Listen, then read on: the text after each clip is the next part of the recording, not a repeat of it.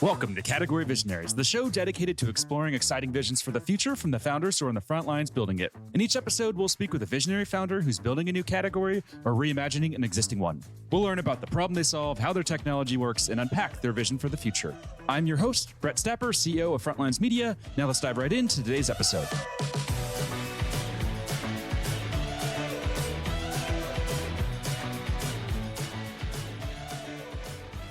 Hey everyone, and thank you for listening. Today I'm speaking with Stephany Kirkpatrick, CEO and founder of Orum, an API integration platform for instant payouts that's raised over $85 million in funding. Stephany, thanks for chatting with me today. Hi, it's exciting to be on today's show. Thanks for having me. Yeah, no problem. So before we begin talking about what you're building, could we just start with a quick summary of who you are and a bit more about your background? Sure. I mean, sometimes I feel like the answer to this question is not that interesting since I'm a 40-year-old mom these days who lives in the suburbs of New York. But I think if you get into my background, I am the daughter of an immigrant who I think, having a dad who didn't grow up in the U.S. really shaped so much about my life. I grew up in the Pacific Northwest. I love the outdoors. And so every winter right now, I find myself in New York craving being out west. So I love all things sunshine, hiking. I have two young little girls, second grader and kindergartner, and a company called Orum that I'm really excited about. So lots going on these days. Nice. I know we're going to dive into that here shortly, but two questions we like to ask just to better understand what makes you tick. First one is, what CEO do you admire the most, and what do you admire about them?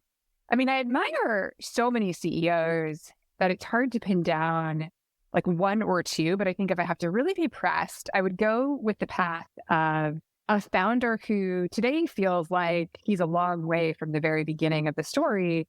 But when I think about Brian Chesky, who's been building Airbnb since he was very young, I think there are so many things about the founder journey that you don't know till you live it. And as somebody who's living it in their 40s versus in their early 20s, I can really just respect and empathize in a totally different way with folks who do it early in life, right? When their networks aren't as big, when they haven't been in the workforce for as long.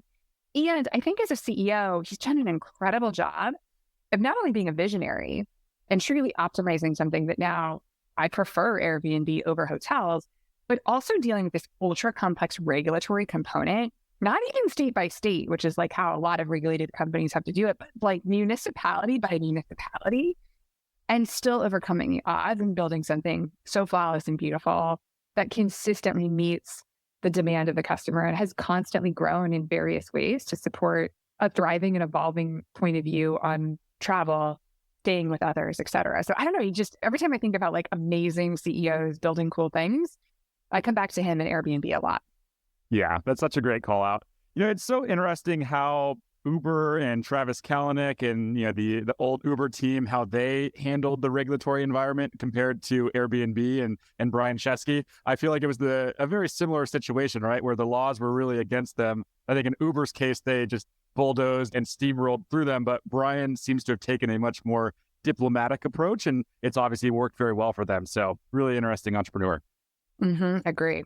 Now let's talk books. Is there a specific book that's had a major impact on you as a founder? And this can be, one of those classic business books, or it can just be a book that shaped how you personally view the world. Well, I'm glad you asked about books because I read far more than any other kind of content I consume, although I'm definitely on the podcast train these days. And I read a ton of things. Like I love fiction. I think reading for me is an escape, it's a release, and it's a creative outlet. So I do read business books, but I say I read them less often. So if I'm being honest here, a lot of my library is just like really good fiction. But from a business management perspective, there's a few I could give that I think are like off the shelf good ones, that probably lots of people have read. The Hard Thing About Hard Things is a great example. And The Lean Startup, I think both give you perspective on just company building. But what's been really foundational for me as a founder and CEO is the book Essentialism. And I think is just part of like my DNA already to have kind of an essentialist lifestyle, but it's really the disciplined pursuit of less. And I think as a founder, you have this sort of challenge that you're facing, which is that previously the way you rose the ranks and did good work was to just do more work, right? Say yes to every opportunity, lean in, tackle more, spend another hour on email. And as a founder, actually, you really can't do that. And so I have to be challenging myself. And frankly, I challenge my team too, to thinking about like getting the right things done at the right time. So it's not doing more with less. It's not doing more faster. It's literally doing less, but doing more of the right things. And that is, I think, a mindset shift that has really shaped both who I'm becoming, because I think it is a journey, it's not a finite one as a leader, but also just how I plan the limited amount of time I have every day to apply myself in the places where I can create the most leverage for the business. And then ask my team to do the same thing. Because there are certain people that are capable of lots of things. I'm capable of doing tons of things, but where I'm most essential, that is something that you really have to sit down and think about. And I use it in my personal life too. There are so many things you could be spending time on. What are the essential ones? What gives you joy? What creates leverage? What makes you happy? What fulfills you? And so for me, that's been probably one of the most powerful books that I've discovered, and I recommend to everybody. Yeah, that's one of my, I would say, top 10 favorite books. And then there's another one from, I always get his name wrong, but I think it's Greg McKeown. There's another one from that same author called Effortless, which is really good. And we made that one of our company core values, and we have everyone in the company read that, and it's to make work effortless. So we've put a huge emphasis on that. And I think there's just a lot of valuable lessons from both books and really just the philosophy that he preaches overall. It's just very, very valuable insights and very good lessons there. I'm totally aligned with Effortless as well. So we must share the same top 10 list somewhere. Yeah, I'm sure we do. Now, let's talk about fiction books for a little bit here, because I'm trying to read more fiction, especially at night, to kind of, as you mentioned, like escape and calm my brain down. So is there a specific fiction book or series that you really have enjoyed reading? Oh boy, one that I didn't know you were going to ask me about, but of course I opened the door to.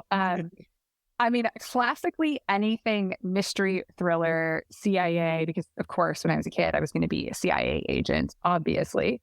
Anything sort of in that genre is always exciting for me. But recently, I have also found I'm kind of hooked on young adult books. I don't know, there's something about going back to like angsty love stories and, just a time in your life that like you can never relive. But when you read about it, you sort of internalize. So I think categorically, those are two areas that are my favorites. Most recent read, I finished a book called Confess by Colleen Hoover. Might not be up your alley, Brett, but it's definitely a fun read and it's got some twists and turns in it that weren't expected. Nice. Well, I'll have to check that out. Now, let's switch gears here and let's talk about the company. So take us back to the early days and the origin story. So as a financial planner, I spent my formative years figuring out how to give financial advice to other people. And the scale of giving financial advice is it's not 1-to-1, but it's not 1 to 200 million, right? So I started building technology when I was fairly young. And through that journey, I started to realize, one, I loved building things. There is a better way to build something. You don't have to just go with the status quo. And two, I realized that there was a way to have more impact, right? As I mentioned, my dad was not born in the US, came as an immigrant, grew up with very little. And I've always been intrigued by, one, closing the wealth gap and really helping people who have less figure out how they can apply dollars to have more. And two, thinking about the time to money problem, right? And if you think about breaking that down, how often you get paid, how fast you can get money from account A to account B. If you save money in a bank account and want to move it to checking, how long is it going to take? I'm owed a claim from an insurance provider. It's going to be mailed by check. All of those things represent the time to money problem, which is why it ultimately becomes really interesting for me, fast forward to where we are today, to be solving payments infrastructure. But from financial planner, building software, to then going into my tech career, I started to really see that you could give great financial advice, but you were always going to have people who didn't want to follow that advice because they were afraid that they couldn't access their money in those just in case moments.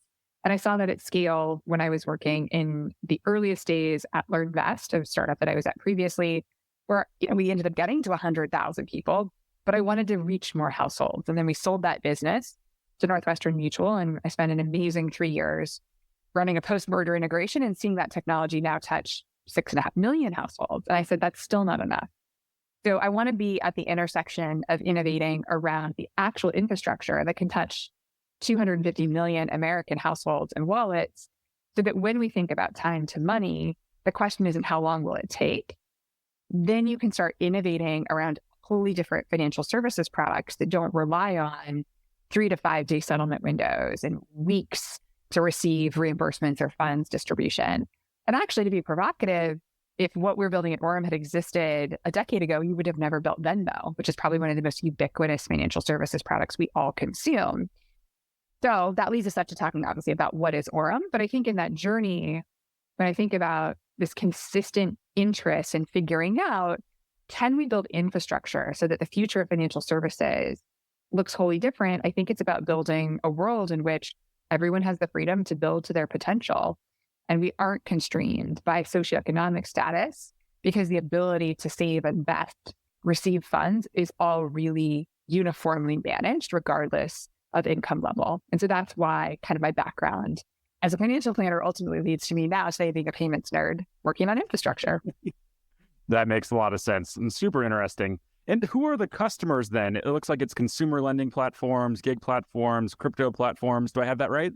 You've got it. So you're hired in sales effective immediately. And Orum is really the simplest API integration for instant payouts. And so when you think about time to money, paying out funds instantly is absolutely the job to be done. So with us, via our one single solution API, you can deliver payouts across RTP, which is the real-time payment network, ACH, same-day ACH, and more. We're super excited to be launch partners with FedNow, which is going to be yet another real-time growth settlement framework that comes at the back half of this year. And what that allows us to do with our business partners who can be serving either consumers or businesses themselves is to implement instant payouts in a tech stack literally in less than a sprint, right? We have people who have done it anywhere from 3 to 7 days through a single easy-to-use API. And then underneath that, you access all the major bank rails without costly bank integration. This is where you're saving 2 years in time to market, $2 million of operating costs, and there's no prolonged compliance or overhead that you have to maintain. And you get a team of experts, right? Folks on our team came from the best in the business, Stripe, Square, Klarna, Marqeta.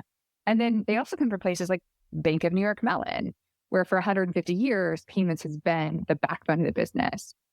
That then allows us to launch new payout experiences with our customers so that they can attract new customers to their platforms. And ultimately, through that differentiation, not only grow, but provide diversified revenue opportunities where they can monetize faster payments and experiences that they build around instant. And then we grow beyond that payout solution. So the goal is to really help companies thrive in a world of real-time expectations. I laugh and say this all the time, but it's true. You're in San Francisco, I'm in New York.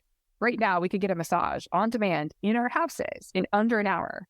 If we wanted to get our money from point A to point B, we're talking about 5 to 7 days without a product like what Orum has. So this is so much about just growing beyond and thinking about this truly real-time experience that's now the expectation. Yeah, anytime I'm using a platform and I have to wait days for a payment, it just always has blown my mind that it really seems like it hasn't gotten any better in the last 10 years, which is just crazy with all of the money that's flowed into companies that are trying to solve this, it seems. I mean, the most innovative thing to happen is you could go to the ATM and get your own money on a Saturday. And that's not very innovative if you think about it. Yeah, for sure.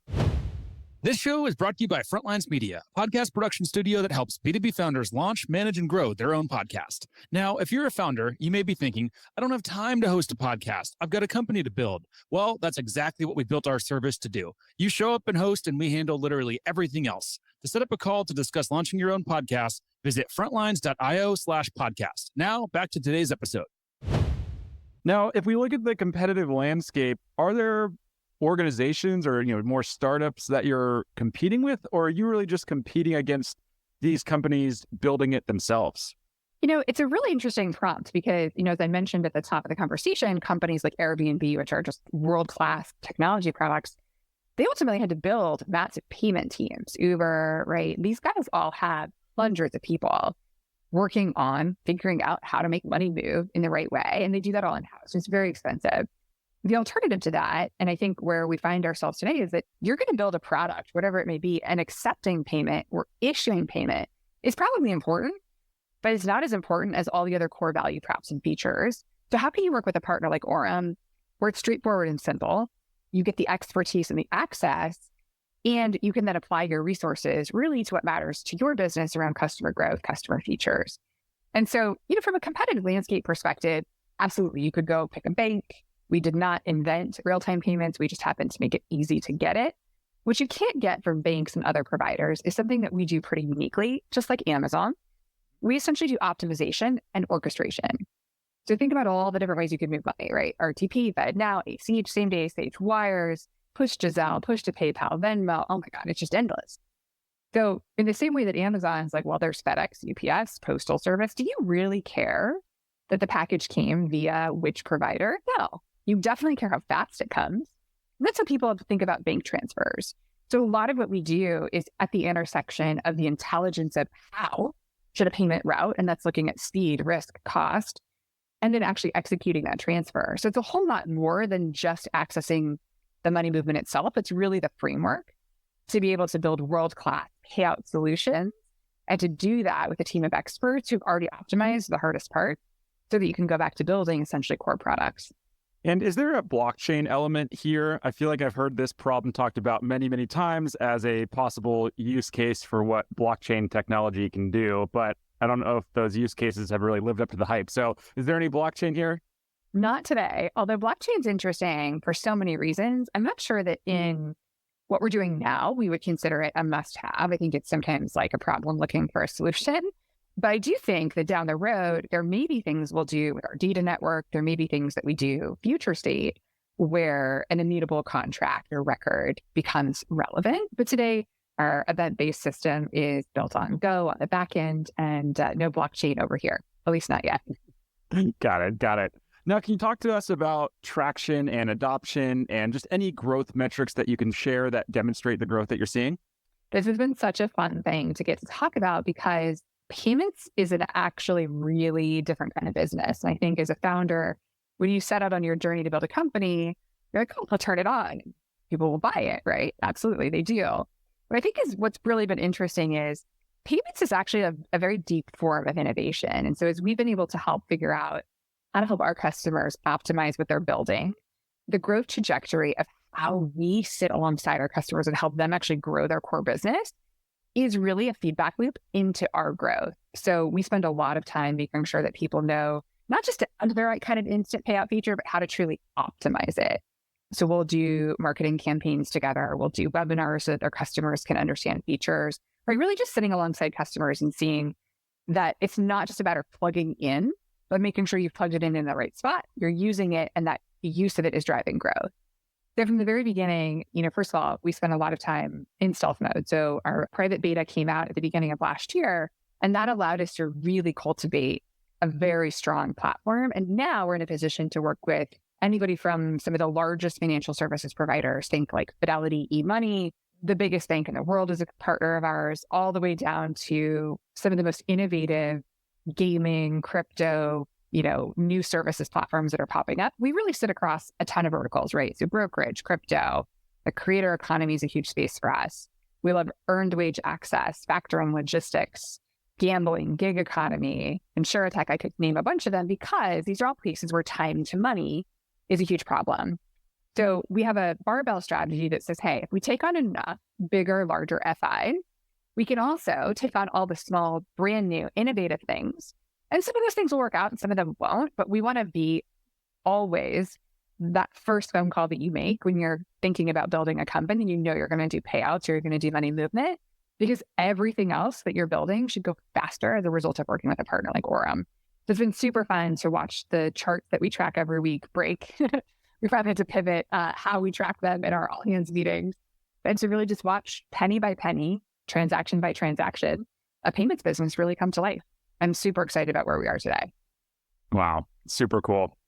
Now, I want to switch gears a little bit here and talk about funding. So at the start of the call, I'd mentioned 85 million in funding. And what I want to talk about specifically is the fact that you're obviously a female founder here. And I was reading the depressing news, I think it was last month in TechCrunch, that women-founded startups raised less than 2% of VC funds in 2022. So what's going on here? I feel like there was a lot of awareness raised around this major problem a few years ago. And just from reading the data or looking at the data, it seems like there's been practically no progress made. Is that a fair assessment? And what can we do to solve this problem and actually address this problem and see that number dramatically increase? I think it's a fair assessment that it probably hasn't gotten dramatically better overnight. And I think I have a point of view. I don't know if it's right, but I think there's a reason why that's true. Certainly intent is higher. Absolutely, there are funds that have now been allocated just to go after either female and other areas of underrepresented founders. But I think the reality is, Brett, if you think about venture funding, it's tech companies, right? And who starts a tech company? Well, anomaly people like me who have literally no technical experience. I've never written a line of code. And there's a few of us that do that. Most people who start tech companies are technical. They're previously engineers or product people or both, and they have a lot of technical knowledge. So I think that in order to really fuel a more impactful change, it's not just setting aside dollars with intention to find female founders. It's actually starting at a much more granular level of who at the elementary school education level might be exposed to STEM, might be exposed to computer science, to know that that's a pathway. Very few women get degrees in computer science. And as a result, very few women are engineers. And as a result of that, my hypothesis is that very few women go out to found companies that are technical. That isn't to say there aren't a lot of female entrepreneurs. There absolutely are. Many of them are not building tech companies, which is why you don't see them in the venture funding landscape. And I think it's cyclically driven by a supply problem that won't be rectified overnight, but could be a place of really interesting investment. And that's what gets me ultimately excited about some of the boards I sit on and things I do in my not so spare time, because I think that's where we actually have the ability to create a generational change where women grow up exposed to the sciences and exposed to computers and exposed to technology. And thus they're in a position to be part of the funding environment as we continue to progress.